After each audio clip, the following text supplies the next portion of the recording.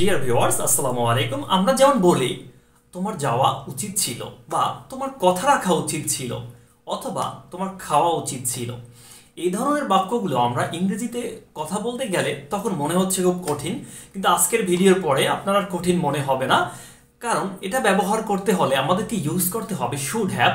যেমন স্ট্রাকচার হচ্ছে subject plus should have plus হচ্ছে ভার্বের থ্রি। যেমন আমরা বলতে পারি তোমার কথা রাখা উচিত ছিল, you should have kept the word, you should have kept the word. তোমার সেখানে যাওয়া উচিত ছিল, you should have gone there, you should have gone there. You should have read, you should have read মানে তোমার পড়া উচিত ছিল। যেমন আমরা বলতে পারি জাস্ট সিম্পল, তোমার খাওয়া উচিত ছিল, you should have eaten, you should have eaten.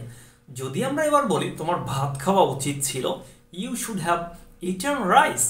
আমাদের মনে রাখতে হবে just subject plus should have plus হচ্ছে কি ভি3। এভাবে যদি আপনি প্রতিদিন ছোট ছোট স্ট্রাকচার দিয়ে ইংরেজি শিখেন, তাহলে দেখবেন যে একটা সময় আপনি অনেকগুলো স্ট্রাকচার জানেন এবং ইংরেজিতে কথা বলতে আপনার আর সমস্যা হবে না। সো এরকম আরো ভিডিও পেতে অবশ্যই পেজটিতে ফলো দিয়ে রাখুন। ধন্যবাদ সবাইকে, আল্লাহ হাফেজ।